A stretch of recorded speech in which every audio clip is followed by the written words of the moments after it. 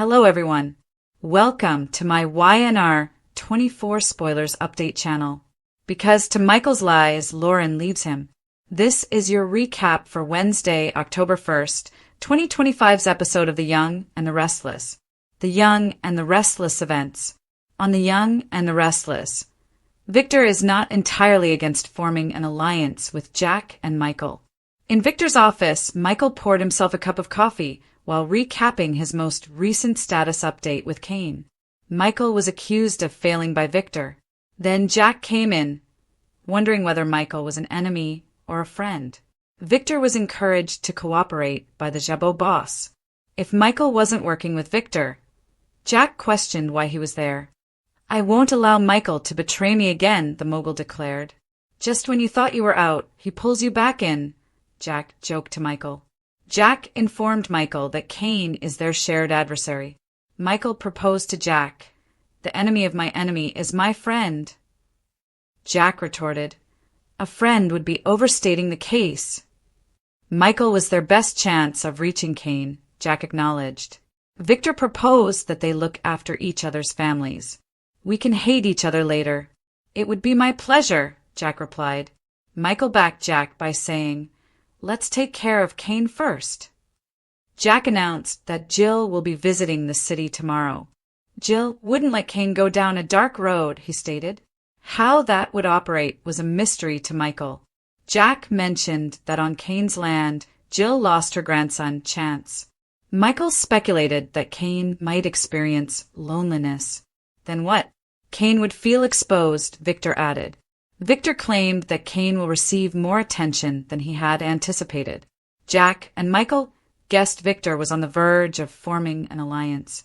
Claire and Kyle got into a fight in Chancellor Park. He claimed that she and Holden traveled to Los Angeles. Claire said that she and Holden would not be going there. When they would both be there, she was going to meet him. Kyle didn't notice the difference. Claire stated that she didn't want to argue with Kyle over Los Angeles and Holden. Kyle retorted, "It is a conversation. We used to have them all the time." Claire was curious as to why her life was so flawed. She claimed that Kyle believed she was a bad character judge. When Kyle questioned Claire about why she was traveling to Los Angeles with him, Claire retorted, "Why not there?" Claire growled at Kyle, "I'm not going to be lounging in his train car in France," due to her plans to be with Holden in Los Angeles. "This is all about me and my mistake," Kyle answered. "I hurt you, so you want to hurt me." Well done, Claire. Victor would be so proud." Claire said that he had been granted this affluent existence after using her as a weapon for years. She had to solve the problem. Kyle was curious as to why Holden was involved in all of it. Claire claimed to be friends with Holden. She was interested in discovering more about herself. Kyle questioned, "Why can't you do that with me?" Claire expressed her want to discover what life was like without Kyle. "It's about me wanting to learn who I am on my own," expressed Claire. While they were still arguing, Audra moved closer without being seen. The arguing between the two ex-lovers made her smile.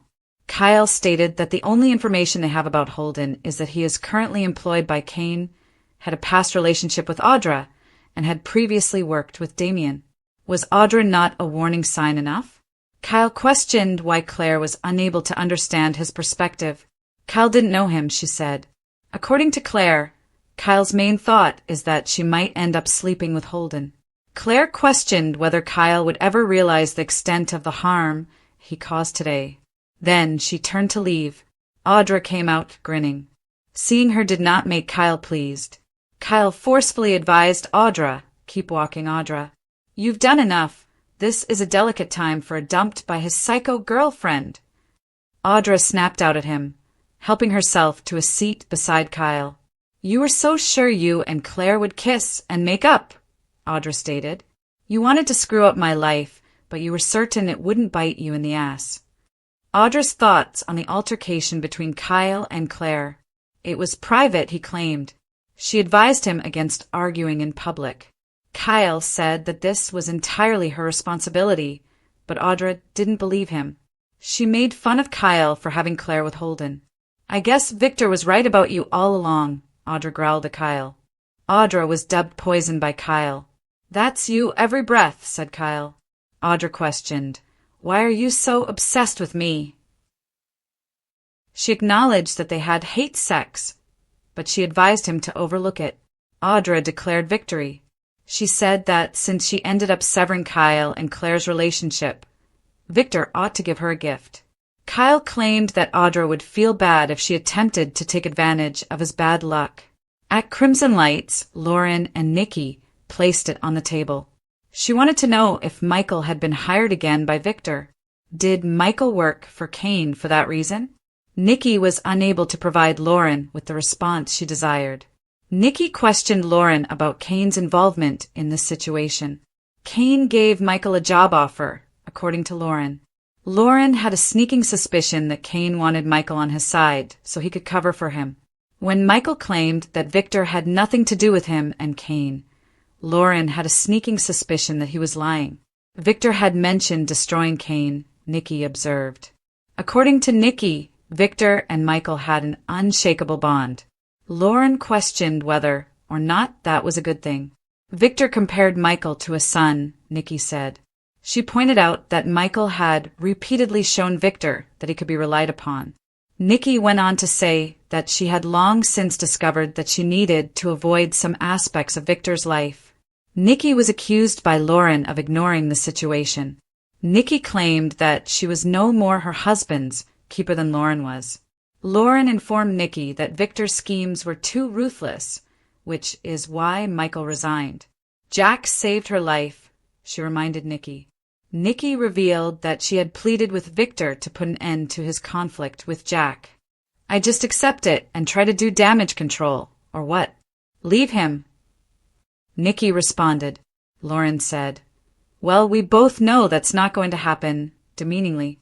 Nikki pointed out that Lauren and Nikki were doomed since Jack and Victor were obstinate guys. Lauren expressed regret for her outburst. I'm tired, she remarked. She also believed that Michael had grown weary of following Victor's instructions. You could call it a family. Lauren pleaded with Nikki to learn the truth about Victor and Michael's current relationship, acknowledging that Michael missed Victor and what could be described as a friendship. Boy, that Kane Ashby is really determined to make his mark on Genoa City, said Nikki. According to Lauren, we've been talking about him for how long with no end in sight. If Kane had allowed Chance and Damien to descend the mountain, Nikki observed, they would both be alive. I'm so tired of Kane, Nikki said. She wished they would quickly forget about Kane's existence. Nikki showed up at Victor's workplace. She had simply missed Jack, he informed her. It was strange, Nikki joked, since nothing was broken. She mentioned having a conversation with Lauren. By claiming that he was unaware that Michael was collaborating with Kane, Victor was lying. He didn't care either. According to Victor, Lauren was worried about her husband carrying out his directives. Nikki inquired, Have you brought Michael back into the fold? Nikki said her husband didn't respond to her questions.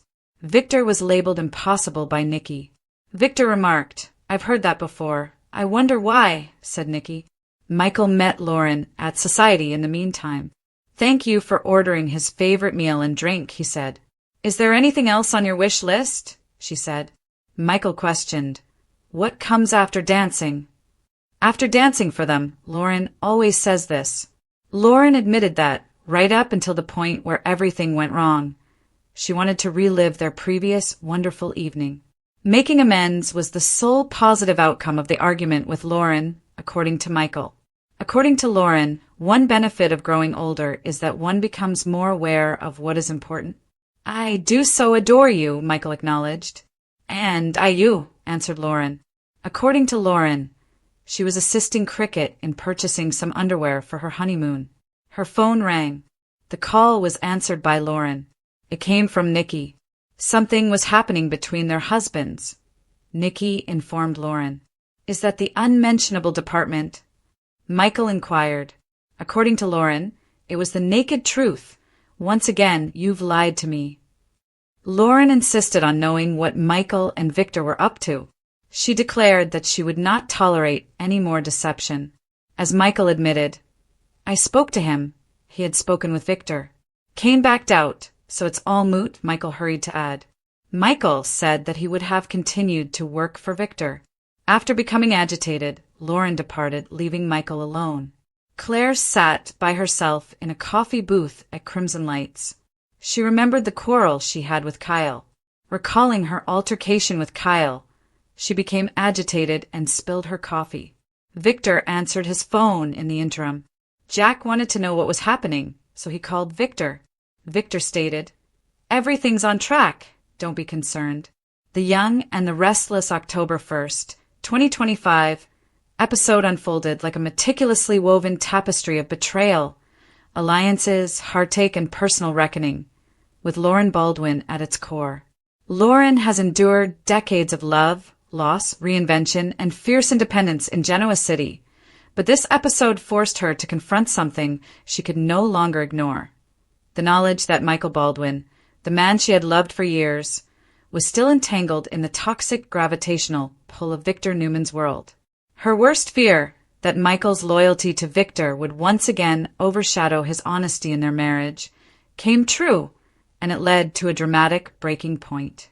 Michael Baldwin poured himself a fresh cup of coffee as if it were his office and not Victor's, a telling image of just how deeply he remained in the Newman orbit despite the numerous assurances to Lauren that he was done. Victor wasted little time in accusing Michael of failing in his duties regarding Kane Ashby, and the weight of Victor's words hung in the room like a commandment. Despite his legal prowess and charm, Michael stood defensively, his body language revealing that his supposed independence from Victor had never really been independence at all. When Jack Abbott entered, the tension increased. His sarcastic remarks were directed at Victor, but Jack's contempt for Michael was clear. "Friend or foe?" Jack asked, his skepticism piercing the room like a spotlight. In typical Abbott fashion, Jack cut through the posturing and suggested something unthinkable: an alliance. Kane Ashby had crossed lines that neither Victor nor Jack could ignore, and if that meant putting aside a feud older than some of their grandchildren, then so be it. Michael, caught in the middle, attempted to bring things back to a level that was too generous a term for what they were forced into. Jill Abbott was coming back to town, and she would not allow Kane to go out of control. Jill's grief over Chance's death, on Kane's property no less, was still raw, unresolved, and vulnerable to manipulation. Victor, as calculating as ever, talked about making Kane vulnerable, promising that if he sought attention, he would get far more than he bargained for. In that moment, Victor and Jack became reluctant co-conspirators, their mutual hatred for Kane binding them in a pact that neither wanted nor needed. Michael, for his part, offered his support, but the doubt flickering in his eyes hinted at the personal storm that was building at home. While Victor's office was a scene of power struggles and corporate politics, other parts of Genoa City were roiling with emotion. In Chancellor Park, Claire and Kyle got into a furious argument about Claire's trip to Los Angeles and her relationship with Holden. For Kyle, any reference to Holden was a warning sign, and for Claire, Kyle's disapproval was just another reminder of how little trust they still had in each other. Their conversation exposed layers of resentment, including Claire's need for independence, Kyle's bruised ego, her admission that she had been shaped as a weapon her entire life, and his inability to let go of his jealousy. The scene culminated when Claire stormed off, only for Audra to creep in, smiling like a cat cornering a mouse. When Audra suggested that Claire's involvement with Holden was precisely the kind of mistake Kyle feared, she twisted the knife, taunted him, and needled him. Kyle reacted angrily, calling her poison, but Audra remained unflappable and wore his rage as a badge of victory. Her smug admission that she had indeed broken up Kyle and Claire, along with her suggestion that Victor himself might reward her, was quintessential Audra, crafty, manipulative, and completely without regret. Elsewhere at Crimson Lights, Lauren met Nikki Newman, whose conversation was layered with the kind of honesty that only women who had endured decades of Newman drama could share. Weary but determined, Lauren wanted to know if her husband was loyal to her, and if Victor had rehired Michael or if Kane was using Michael as a pawn. Her suspicions grew with each evasive word Nikki offered, and Nikki, who was no stranger to compromise in her marriage, acknowledged that she had long ago accepted that she could not control Victor, which Lauren perceived as complicity. Nikki, ever practical, referred to Victor and Michael's relationship as family. The implication devastated Lauren, who thought that if Michael considered Victor as family, then where did that leave her? Lauren reminded Nikki that Michael had once resigned because Victor's tactics had become too vicious. That was the man Lauren thought she was married to, the man who had chosen love and morality over power. Lauren's marriage was in ruins by the time she confronted Michael at society. Their evenings started off as an attempt at romance, complete with favorite foods, sentimental remarks, and light-hearted banter about dancing. For a brief moment, it seemed as though nothing had changed, but a single phone call from Nikki broke the illusion. When Lauren returned to the table, her tone changed from warmth to cold determination because she had discovered the truth. Michael had spoken to Victor. He had kept it a secret, and he had been willing to work for Victor once more. Michael's attempts to downplay the betrayal by saying that Kane backed out and calling it all moot failed because to Lauren, this was about the lie, not the deal. She demanded honesty and got half-truths instead, and the hurt in her voice was more painful than any of Victor's power plays could have ever been. Once again, you've lied to me. Lauren's patience broke at that moment, and she got up and left the table, looking smaller than he had in years. A man torn between the family he had chosen and the family he had created. While Kyle stewed in Chancellor Park with Audra still circling him like a predator, Nikki confronted Victor in his office, demanding answers he refused to give, and Victor, ever the puppet master, reassured Jack over the phone that everything's on track. The episode ended with images that highlighted the fallout. Claire sat alone at Crimson Lights, her coffee spilling as memories of her fight with Kyle overwhelmed her. But the thing that stuck with fans the most was Lauren's separation from Michael. Throughout the history of The Young and the Restless, Lauren and Michael have faced innumerable challenges, including betrayals, rivalries, affairs, and even life-or-death situations. However, this betrayal was not a one-time error. Rather, it was a pattern, a recurrence of the very cycle Lauren believed Michael had outgrown. It was the lie beneath the love, the shadow beneath the promise. The cost of divided loyalties was the episode's central theme. For Victor and Jack, loyalty to family and company meant siding with people they hated. For Kyle and Claire, loyalty to one another crumbled under mistrust. For Lauren, loyalty to her marriage conflicted with her refusal to tolerate dishonesty. And for Michael, the tragic irony was evident. In his attempt to be loyal to everyone, he betrayed the one person he could not afford to lose. Fans were left wondering as the credits rolled. Would Michael ultimately decide between Victor and his marriage, or would his addiction to Newman power be too much to resist? Would Lauren be able to forgive him after all, or had she finally reached her breaking point? After Lauren's walkout, there was no doubt that neither Michael Baldwin nor Genoa City would be the same. On weekdays, watch brand new episodes of The Young and the Restless on Paramount Plus and CBS.